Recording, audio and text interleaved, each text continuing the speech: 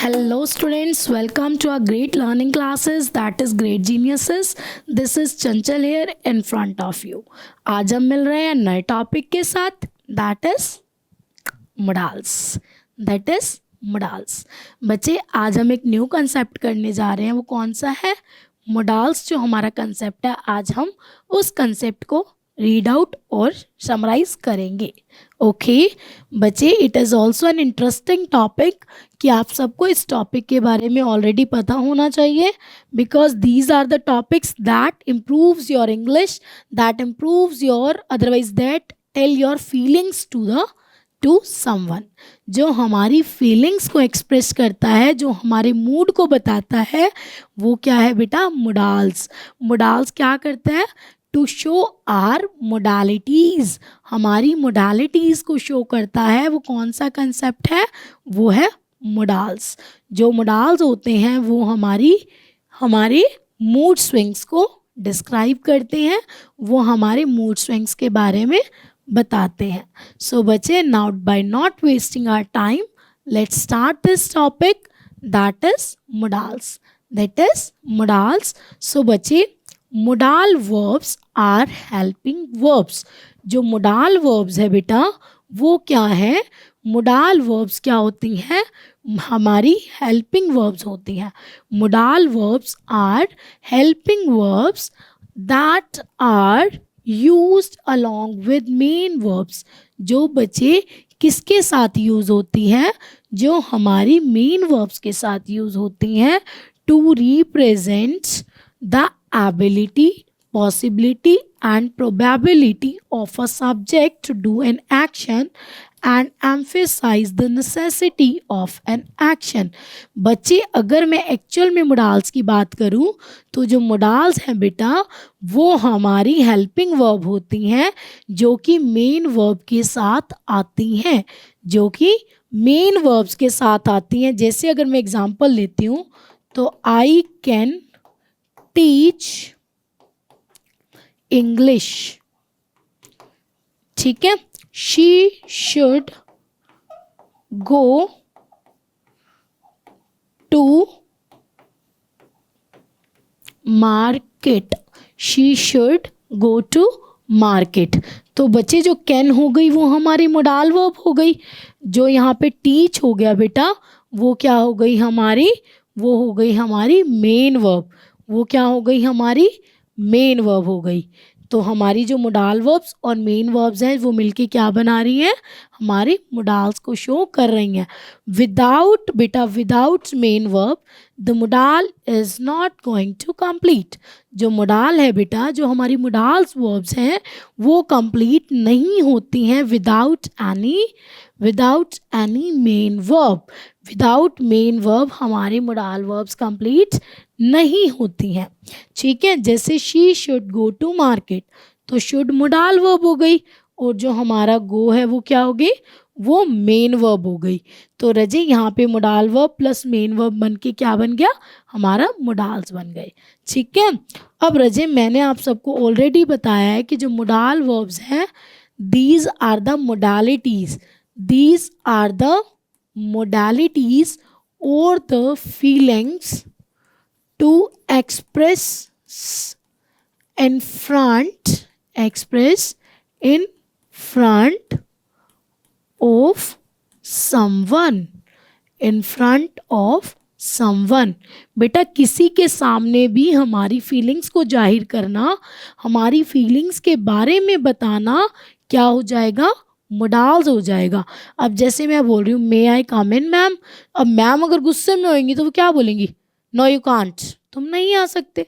और अगर वो पोलाइट वे में होंगी तो वो क्या बोलेंगी? Yes you may.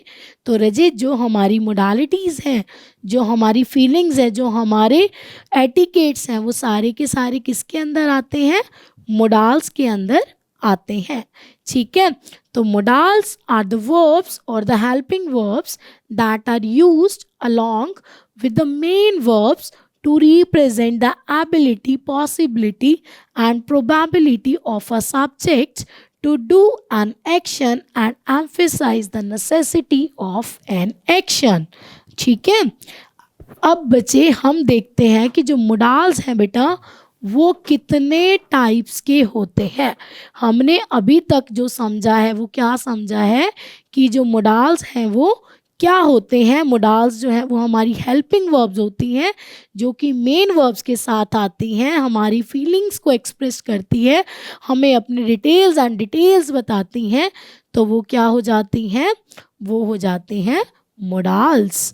अब देखो there are 13 types of modals. The one is can, and the number 2 is could, number 3 is may, number 4 is might, number 5 is shall, number 6 is should, number 7 is will, number 8 is would, number 9 is must, number 10 is ought to, number 11 is need to, number 12 is dare to, and the number 13 is used to. So बच्चे there are 13 types of modals. Number 1 is can, could, may, might, will, would, ठीक है, shall, should, must, ought to, need to, used to, dare to. तो बच्चे there are total 13 types of modals हमारी English language के अंदर होते हैं, जो हमें वन बाय वन करके क्या करने हैं, समझने हैं कि हम कौन से मोडाल का यूज़ किस टाइम पे कर सकते हैं। जस्ट बेटा मैं आप सबको एक चीज़ बताना चाहूँगी। अब जैसे यहाँ पे है कैन, तो कैन का पास्ट क्या है, कुड। यहाँ पे आ गया मे, तो मे का जो पास्ट है वो क्या है, माइट। यहाँ पे आ गया शेल, तो शेल का पास्ट क्या हुआ, शुड। शेल का पास्ट क्या हुआ, शुड। विल का पास्ट क्या हुआ, वुड। विल का पास्ट क्या हुआ, वुड। तो रजे ये जितने भी हैं हमारे पास, ये क्या है, हमारे पास्ट है, ये है हमारे पास्ट। ओके, तो अब हमने क्या करना है, इन्हीं को ही कंटिन्यू करना है। तो रजे कितने मोडाल्स हो गए ये हमारे हो गए टोटल 13 मोडाल्स। कितने हो गए, 13 मोडाल्स। अब हमने क्या करना है, अब हमने अपने मोडाल्स को वन बाय वन करके क्या करना है, समझना है। अब हमने मोडाल्स को वन बाय वन करके समझना है। The number 1 modal is can, the number first modal is can. अब रजे इस कैन से क्या होगा, यूज टू डिनोट, ये क्या बताएगा हमें, use to denote the ability, capability of the subject to perform an action. तो बच्चे जो कैन है वो हमें किसी की एबिलिटी के बारे में भी बताता है और किसी की कैपेबिलिटी के बारे में भी बताता है। जैसे I can do it, I can do it, he can clear the exam.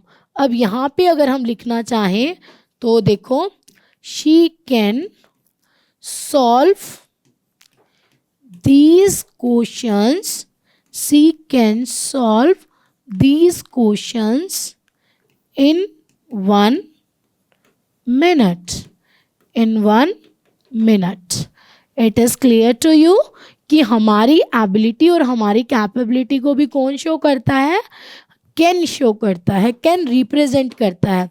Number 2 बेटा, request to perform an action, मतलब परमिशन के लिए भी, मतलब परमिशन के लिए भी हमारे पास कौन से वर्ड का यूज़ होता है, कैन का यूज़ होता है। जैसे can you pass the salt, can you pass the salt. अब रजे जैसे अगर हमने क्या करना है, हमने उसको रिक्वेस्ट करना है, जो परमिशन होगी ना, मतलब जो वो काम करे या ना करे वो भी किस में होगा, रिक्वेस्ट में होगा। जैसे can you please do a favour for me, can you please do a favour for me, क्या तुम मेरे लिए कोई फेवर कर सकते हो या फिर कर सकती हो। Okay, next one is permission to perform an action, की परमिशन होना कोई भी एक्शन को परफॉर्म करने के लिए। तो क्या आ जाएगा, जैसे can I come in and can I do it. जैसे अगर हम एग्जाम्पल लेके चलें तो can she go to market to buy pencil. ठीक है, ये डाल देते हैं हम, can she go to buy a pencil. Number 4 बचे possibility to perform an action. Possibility to perform an action की पॉसिबिलिटी होना एक्शन को परफॉर्म करने के लिए, जैसे it can rain today, he can come today. मतलब जिस चीज के लिए हम श्योर नहीं है बट क्या है, पॉसिबिलिटी है। जैसे he can reach from Mumbai today, from Mumbai today. Possibility है बट श्योरिटी नहीं है। जब किसी की पॉसिबिलिटी हो और श्योरिटी ना हो तो हम कौन सी वर्ब का यूज करेंगे, कौन सी मोडाल वर्ब का यूज करेंगे, दैट इज कैन। तो जो रजे कैन है वो हमारे पास 4 टाइप्स में यूज हो सकता है। The number 1 is use to denote the ability or capability of anyone, used to denote the ability or capability of anyone, used to denote a request to perform an action. You can use to do a permission to perform an action. हम किसी से permission भी ले सकते हैं and we can also do the possibilities to perform an action. तो बच्चे ये चारों के चारों जो हैं हम उस फॉर्म के अंदर कैन का यूज कर सकते हैं। Now let's move to our next one as that is good. That is good. अब रजे सबसे पहले जो कुड है बच्चे वो क्या है, पास्ट है। किसका पास्ट है, कैन का पास्ट है। तो कैन का पास्ट क्या हो गया, कैन का पास्ट हो गया कुड। अब रजे सबसे पहले हमने क्या करना है, हमने इनके पास्ट को भी लेकर साथ में चलना है कि यहाँ पर हमने किसके पास्ट की बात की गई है और कब की गई है। It is clear to you. अब देखो ध्यान से, पास्ट ऑफ कैन, सबसे पहले क्या आ गया, पास्ट ऑफ कैन। अब रजे यहाँ पे पास्ट ऑफ कैन आ गया तो ये क्या हो जाएगा, He said that I could do it. उसने कहा था।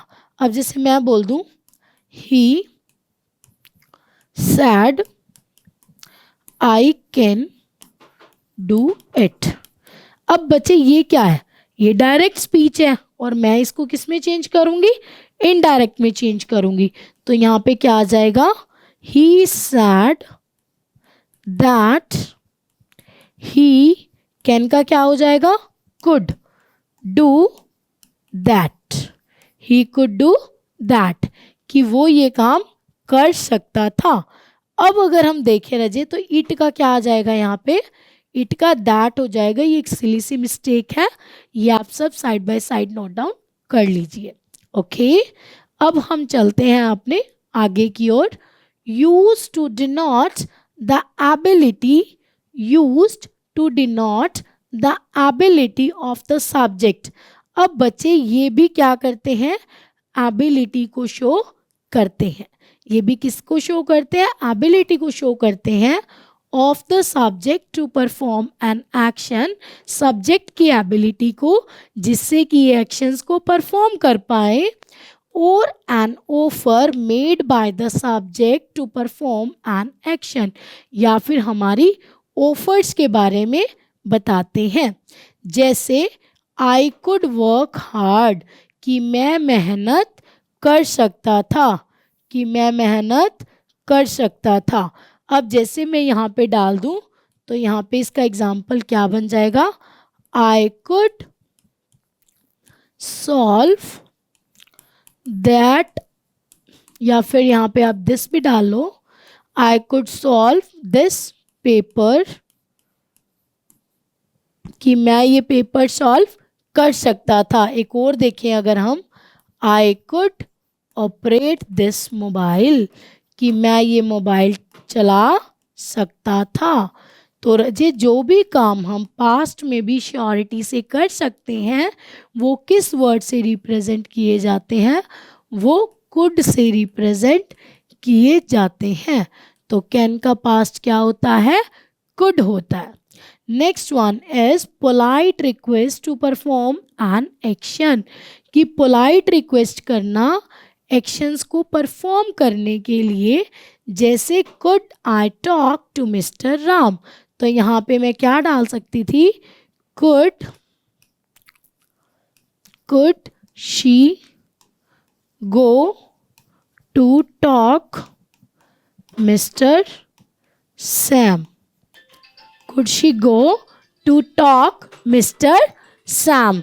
तो बच्चे ये जो सेंटेंसेस हैं वो क्या कर रहे हैं, वो हमारे पास्ट ऑफ कैन को सॉल्व कर रहे हैं, हमारे पास्ट को बता रहे हैं। तो बच्चे ये किसको शो कर रहे हैं, ये एबिलिटी को शो कर रहे हैं, रिक्वेस्ट को शो कर रहे हैं। अब अगर हम देखें तो ये क्या कर रहे हैं, ये पॉसिबिलिटीज़ के बारे में भी बता रहे हैं। ये किसके बारे में भी बता रहे हैं, पॉसिबिलिटीज़ के बारे में भी बता रहे हैं। जैसे इट कुड रेन, कि बारिश हो सकती है। बच्चे एक ही मोडाल या फिर एक ही हमारे जो डिफरेंट मोडाल्स हैं वो वहाँ पर आ सकते हैं। तो जैसे भी आपके एग्ज़ाम के अंदर मोडाल्स आएंगे तो आपके पास ऐसा नहीं होगा कि टू सिमिलर आने वाले मोडाल्स आपको वहीं ऑप्शंस में दे दिए जाए, आपको हमेशा कोई ना कोई वन वहाँ पे रिप्रेजेंट किया जाएगा। और मतलब वन जो है वो एक्स्ट्रा ऑर्डिनरी में दिया जाएगा, ना कि आपको मतलब कि ऐसे सिमिलर जैसे कुड भी दे दें और कैन भी दे दें। अब यहाँ पे मैं चाहूँ तो कैन भी लगा सकती हूँ ना, तो फिर यहाँ पे क्या आ जाएगा, यहाँ पे आ जाएगा इट कुड रेन। अब ये चीज़ ध्यान रखना बेटा, नॉट कि मे जो है ना वो पोलाइट के लिए यूज़ होता है, बट जो कैन है वो हमारा नॉर्मल के लिए यूज़ होता है। जो कैन है वो नॉर्मल के लिए यूज़ होता है, बट जो मे है वो पोलाइट के लिए यूज़ होता है। ओके, आई होप आप सबको कुछ समझ आ गया होगा। एक बार हम जस्ट वैसे ही रिवीजन कर लेते हैं, स्लॉट रिवीजन, कि जो हमारा कुड है वो क्या है, पास्ट ऑफ कैन है। नंबर 2 ये हमारी एबिलिटीज़ को डिनोट करता है, बट पास्ट टाइम की एबिलिटीज़ को डिनोट करता है। नंबर 3 बेटा ये हमारी रिक्वेस्ट को भी एक्सेप्ट करता है, that is of polite request. Number 4 हमारी पॉसिबिलिटीज़ को भी बताता है कि कहाँ पे कौन सी पॉसिबिलिटीज़ हो रही हैं। ओके, अब the next one is may, sorry just a minute only, पहले मे ही स्टडी करना ठीक रहेगा। हम पहले या तो मे करते हैं। Okay, yes, okay, now let's do some, no problem, we will do by ourselves. Yes, अब रजेश सबसे पहले आप समझो मे को, ठीक है। जो हमारा मे है रजे वो क्या है, मे जो है बेटा वो हमारा किन किन वर्क के लिए काम आता है। नंबर 1 इज परमिशन के लिए, नंबर 1 इज परमिशन के लिए। जैसे एग्जाम्पल क्या हो गया, it, sorry just a minute only, yes, हमारी परमिशन के लिए काम आता है। जैसे मे आई कम इन सर। तो बच्चे ये हमारी पोलाइट परमिशंस के लिए काम आता है, जो क्या है, परमिशन। अब रजे ये जो है वो पॉसिबिलिटीज़ के लिए भी काम आता है। जैसे कि अगर मैं बात करूं तो इट मे रेन टुडे, जिसके अंदर रजे ज़्यादा पॉसिबिलिटीज़ नहीं होती हैं, जिसके अंदर ज़्यादा पॉसिबिलिटीज़ नहीं होती हैं, वहाँ पे क्या आ जाता होता है, वहाँ पे मे आ जाता होता है। ओके, अब हम चलते हैं हमारे पास माइट की ओर, कि जो माइट है बेटा क्या है, ये है हमारा पास्ट ऑफ मे। मे का पास्ट क्या है, माइट्स। मे का पास्ट क्या है, माइट्स। पास्ट ऑफ मे क्या हो गया, माइट हो गया। He said that he might do it. अब जैसे अगर मैं देखूं बच्चे, I am erasing this, you by that time you have noted already. तो अब हम स्टार्ट करते हैं हमारे माइट को। It is the past of may. अब देखते हैं रजे, इन्होंने बोला है ही सैट, इसको डायरेक्ट स्पीच में चेंज करते हैं, ही मे डू इट। देखो पॉसिबिलिटी है ना, तो ही सैड दैट, ही मे का क्या हो जाएगा, might, he might do that, या फिर he might do it. It is clear to you कि यहाँ पे क्या आ जाएगा, और ये चेंजेस जो थे वो कैसे हुए, ये चेंजेस जो थे वो कैसे हुए। अब हम देखते हैं रजे कि ये जो हमारे चेंजेस हैं ये कैसे अकर हो रहे हैं। The next one is it is used for purpose. जो माइट है बेटा वो कोई पर्पस के लिए भी यूज किया जाता है। जैसे he ate so that he might leave, वो खा रहा है इसीलिए ही तो जी रहा है। अब अगर हम इसको डालना चाहे तो she studied so that she get pass, कि वो पढ़ी है तभी तो पास हुई है। She studied so she get pass. Okay, the next one is it is used for the least possibilities. Means बेटा ना के बराबर, ना के बराबर। जैसे कोई तेज मतलब हवाएं चल रही हो, मौसम थोड़ा सा गिरा हो बट हमें पता है कि हवा ही चलेगी, बारिश नहीं आएगी, तो मैं क्या बोल दूंगी कि इट माइट रेन। मतलब कि पॉसिबिलिटी तो है, क्या पता बूंदाबांदी हो जाए। तो अगर हमारे पास लीस्ट पॉसिबिलिटीज हैं तो हम क्या कर देंगे, हम यहाँ पर माइट का यूज कर देंगे। हम यहाँ पर कौन सी वर्ब का यूज करेंगे, कौन सी मोडाल वर्ब को एक्सप्रेस करेंगे, that is might. Okay, the next one is it is used for permission. ये किस चीज के लिए काम में ली जाती है बेटा, परमिशन के लिए भी। जैसे he asked if he might come in. अब जैसे हम यहाँ पे एक सिमिलर सेंटेंस बनाए, he asked if he might live here. वो ये पूछ रहा है कि क्या मैं यहाँ पर रह सकता हूँ।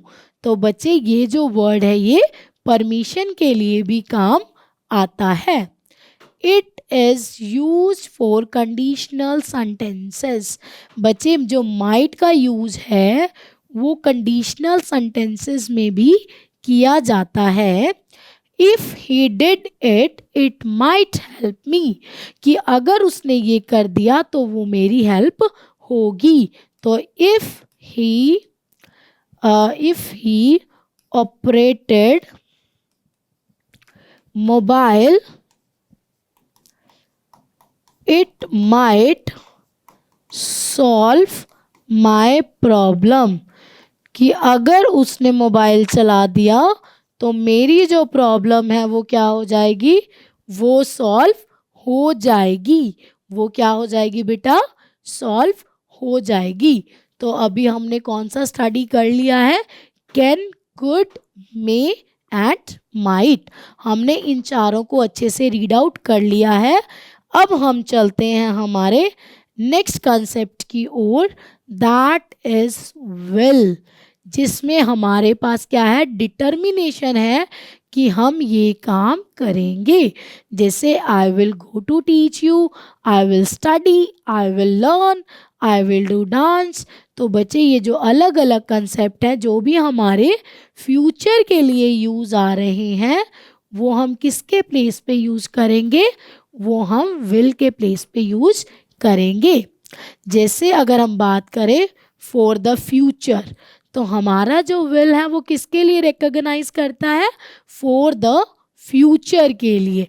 जैसे I will go to market. अब इसका अगर सिंपल एग्जांपल देखें तो she will solve the questions. He will dance on any song. He will dance on any song. तो बच्चे अगर हम नॉर्मल देखें, जो हम काम फ्यूचर में करने वाले हैं उसके लिए हम किसका यूज करेंगे? उसके लिए हम will का यूज करेंगे. It is clear to you? अब हम देखते हैं बेटा next one is for the determination. For the determination we use will with I and we. बच्चे हमने हमेशा क्या देखा है? I और we के साथ shall लगता है. बट बेटा I और we ये जो कंसेप्ट है ये मैं यहाँ पे बता रही हूँ. I और we के साथ जो shall है ना वो नॉर्मली में लगता है. वो नॉर्मली में लगता है. बट अगर वहाँ पे आई और वी के साथ आपने विल लगाना है तो वो डिटर्मिनेशन में लगेगा. अगर कोई भी काम डिटर्मिनेशन में है आपका तो आप वहाँ पर कौन से वर्ड का यूज करोगे? वहाँ पे विल वर्ड का यूज करोगे. जैसे I will complete my work, मतलब ये उसने ठान लिया है कि वो क्या करेगा? वो वर्क को कंप्लीट करेगा. तो I will complete my work.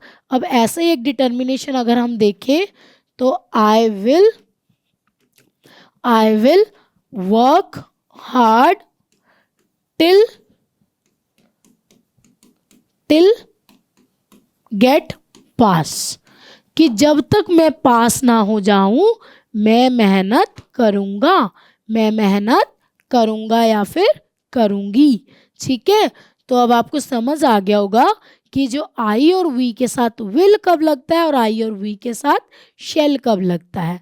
रजी ये जस्ट एक अपोजिट होता है. आई और वी के साथ शेल नॉर्मली में लगता है, वैसे ही शी इट के साथ विल नॉर्मली में लगता है.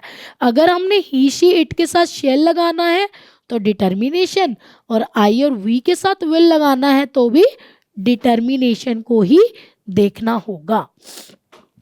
अब नेक्स्ट देखो, normally we use will with he she it name you they etcetera. तो बच्चे ये जो है वो क्या करते हैं? हम ही शी इट इन सब के साथ हम नॉर्मली में ही विल का यूज करते हैं. जैसे अगर मैं एग्जांपल देखूं तो यहाँ पे क्या देखूंगी? She will watch television. वो क्या देखेगी? टेलीविज़न देखेगी. ही विल वर्क हार्ड, कि वो क्या करेगा? मेहनत करेगा. They will go outside to play, कि वो बाहर जाएंगे. कब जाएंगे? खेलने के लिए बाहर जाएंगे. ठीक है, तो यहाँ पे रजे क्या आ गया? ये हमारा अलग अलग जो कंसेप्ट है वो विल का कंप्लीट हो गया कि फ्यूचर के लिए विल का यूज होता है. नंबर 2 डिटर्मिनेशन के लिए विल का यूज होता है विद आई और वी, और बाकी जो ही शी इट के साथ है वो नॉर्मली भी हम इसका यूज करते हैं. Okay, the next one is would. बेटा विल का जो पास्ट है वो क्या है? विल का पास्ट क्या है? वुड है. विल का पास्ट क्या है? वो वुड है. अब सबसे पहले देखो पास्ट ऑफ विल. अब जैसे अगर मैं इसका देखूं तो he said I would do it. Sorry, यहाँ पे वुड नहीं विल आ जाएगा, तो ये क्या बन जाएगा? He said that he would do it. He said that he would do it. Okay, अब देखो ध्यान से, ये हमारी किसको रिकॉग्नाइज कर रहा है? वुड के पास्ट को रिकॉग्नाइज कर रहा है. कोई भी हमारी पास्ट हैबिट के बारे में भी बताता है और हमारे पास्ट एक्शन के लिए भी बताता है. जो वुड है बेटा वो हमारी पास्ट हैबिट के लिए भी बताता है और हमारे पास्ट एक्शंस के लिए भी बताता है. ठीक है, अब रजे हमने क्या करना है? अब हमने देखना है पास्ट हैबिट और एक्शंस को, मतलब वो हैबिट्स मेरी अब नहीं है। जैसे she should sleep, sorry she would sleep 8 hours, she would sleep 8 hours, वो पहले 8 घंटे सोती थी। अगर आपको डालना है तो ये भी डाल सकते हो बिफोर अ वीक, एक हफ्ते पहले वो 8 घंटे सोती थी। ठीक है, तो जो भी हमारे पास्ट हैबिट या पास्ट एक्शंस को डिस्क्राइब करता है वो कौन होता है, वो वुड होता है। नेक्स्ट देखो, पोलाइट रिक्वेस्ट। आपको पोलाइट रिक्वेस्ट करनी है किसी को, तो वहाँ पे क्या आ जाएगा, वहाँ पे भी वुड आ जाएगा। जैसे would you give me a pen, would you give me a pen. अब जैसे इसका एग्जाम्पल लें तो would you give me water, क्या आप मुझे पानी दे सकते हैं। कंपल्शन नहीं है, जस्ट एक रिक्वेस्ट है, जस्ट एक रिक्वेस्ट है। अब जैसे हम देखें प्रेफरेंसेस, रजे हमारी प्रेफरेंसेस को भी हम वुड में यूज करते हैं। जैसे I would prefer tea to coffee, कि टी के बजाय मैं क्या पीना चाहूँगा, कॉफ़ी पीना चाहूँगा। जैसे अगर हम एक और लिखें तो I would prefer pizza to burger, कि मैं पिज़्ज़ा के बजाय बर्गर खाऊंगा। तो बच्चे जितनी भी प्रेफरेंसेस होती हैं या जितनी भी परमिशन, जैसे अपा बोलते हैं ना would you like to take tea और कॉफ़ी, तो बच्चे जो काम हम दोनों नहीं कर सकते और हमने किसी से पूछना है, when we want to take permission, तो हम क्या यूज़ करेंगे, वुड का यूज़ करेंगे। Okay, conditional sentences. बच्चे अगर हमारे को कंडीशनल सेंटेंसेस बनाने हैं, तो अगर हमारा कंडीशनल सेंटेंसेस सिंपल पास्ट से शुरू हो रहा है, जैसे इफ़ आई वेंट देयर, अब ये सिंपल पास्ट हो गया, तो यहाँ पे जो वर्ब लगेगी वो क्या लगेगी, वुड प्लस वर्ब की फर्स्ट फॉर्म। क्या लग जाएगी, वुड प्लस वर्ब की फर्स्ट फॉर्म। जैसे if I went there I would ask that question, अगर मैं वहाँ गया तो मैं वो क्वेश्चन पूछूंगा। If I went there I would ask that question. Number 2 बेटा, अगर हमारी ये क्या कहते हैं कंडीशनल सेंटेंसेस हैं, वो अगर पास्ट परफेक्ट के अंदर होंगे, तो फिर जो हमारे यहाँ पे लगेगा दूसरे सेंटेंसेस के अंदर, वो क्या लगेगा, वुड हैव प्लस वर्ब की थर्ड फॉर्म। जैसे if I had gone there I would have asked that question, अगर मैं वहाँ जा चुका होता तो मैं ये क्वेश्चन जरूर पूछता। तो बच्चे ये जो कंडीशनल सेंटेंसेस हैं ये भी किसको रिप्रेजेंट कर रहे हैं, ये भी हमारे पास वुड को रिप्रेजेंट कर रहे हैं। तो बच्चे आज हमने क्या क्या कर लिया, can, could, may, might, will, would. आज के लिए इतने कंसेप्ट से इनफ है, ताकि हम इनको ही दोबारा रिवीजन कर लें, इन्हीं को ही इनटेक कर लें, माइंड में सेट कर लें। तो आज के लिए हम इतना ही करेंगे। So thank you, bye bye, take care.